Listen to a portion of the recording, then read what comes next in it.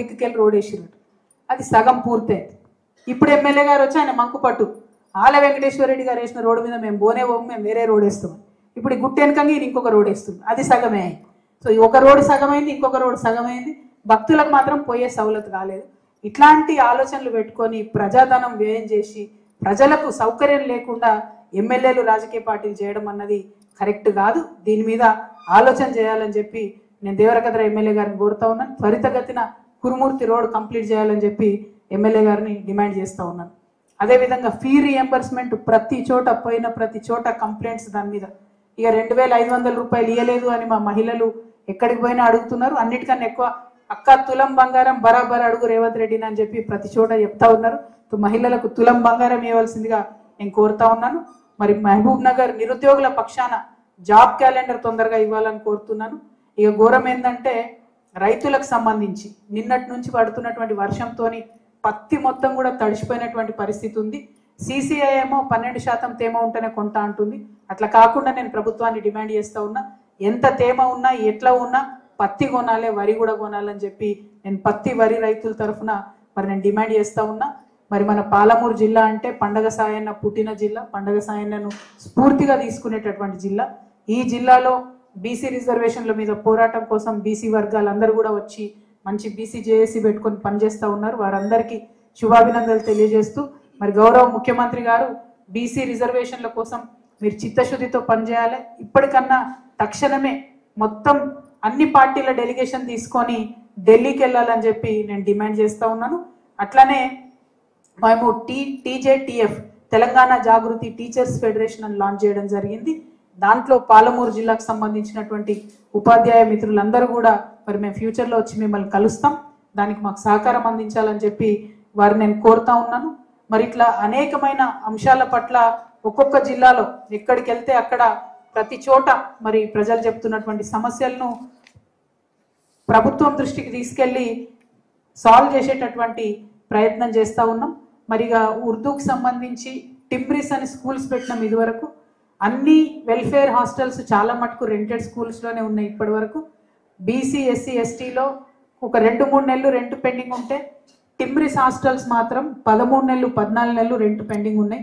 తక్షణమే ఆ funds release చేయాలని మైనారిటీ వెల్ఫేర్ డిపార్ట్మెంట్కి సంబంధించినటువంటి వాళ్ళను నేను డిమాండ్ చేస్తూ ఉన్నా.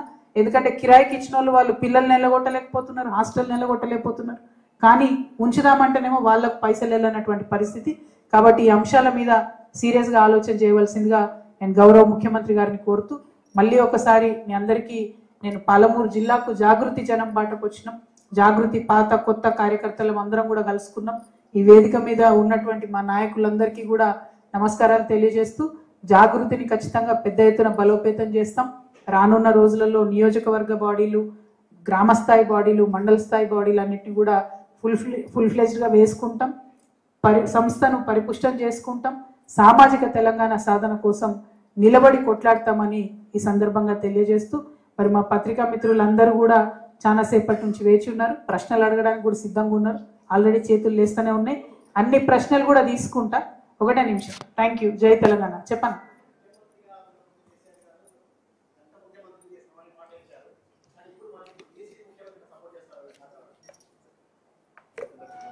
కేసీఆర్ గారు దళిత ముఖ్యమంత్రిని చేస్తామని తెలంగాణ ఉద్యమ సందర్భంలో చెప్పారు.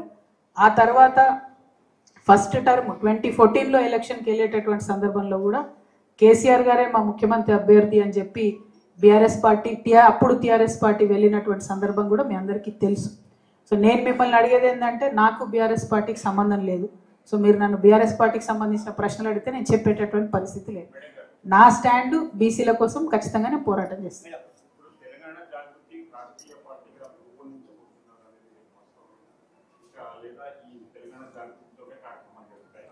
తెలంగాణ జాగృతితోనే కార్యక్రమాలు చేస్తున్నామన్నా. తెలంగాణ జాగృతి ఒక సివిల్ సొసైటీ ఆర్గనైజేషన్. మేము సివిల్ సొసైటీ ఆర్గనైజేషన్గానే ఉద్యమంలో పనిచేస్తున్నాం, ఇప్పుడు కూడా పనిచేస్తున్నాం.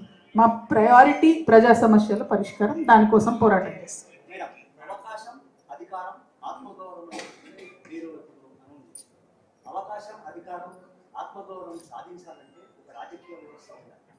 తెలంగాణ జాగృతి కవిత రాజకీయ వ్యవస్థలోకి పార్టీ ఆవిర్భవించే పనిలో ఉన్నారా?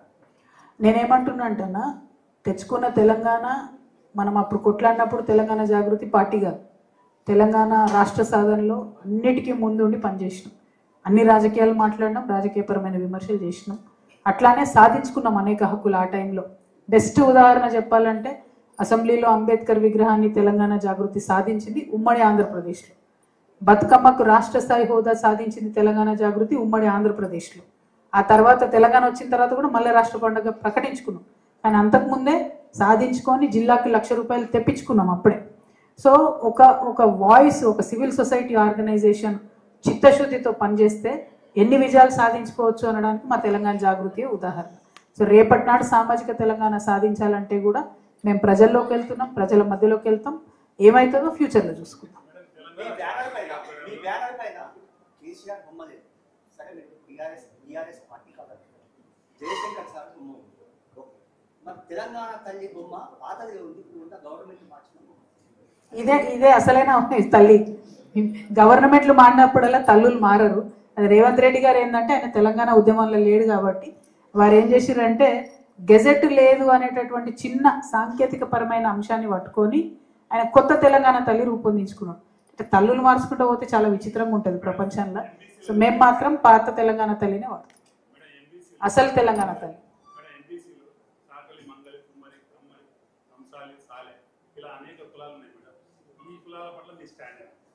ఎంబీసీలకు సంబంధించి తెలంగాణ జాగృతిలో మేము సపరేట్ శాఖ పెట్టినామన్న. ఎంబీసీలు డిఎన్టీలు అంటే డీనోటిఫైడ్ ట్రైబ్స్ ప్లస్ సంచార జాతులు. తెలంగాణ జాగృతిలో ఒక వైస్ ప్రెసిడెంట్గా ఒక సంచార జాతికి సంబంధించిన మా కోల శ్రీనివాస్ అన్నను కూడా మేము రాష్ట్ర ఉపాధ్యక్షుడిగా ఇచ్చుకున్నాం. బీసీ ఎంబీసీ రెండు సపరేట్గా ఎట్లయితే తమిళనాడులో రిజర్వేషన్స్ ఇచ్చారో ఆ తరహాలో ఇవ్వాలనేది నేను మొదటి నుంచి నమ్ముతున్నాను. ఈ విషయాన్ని కేసీఆర్ గారిని ఒప్పించి ఆగస్టు 15, 2016లోనే నేను గోల్కొండ నుండి స్టేట్మెంట్ ఇప్పించాను. ఎంబీసీలకు సపరేట్ కార్పొరేషన్ పెట్టించడానికి కూడా ఆనాడు కలిసి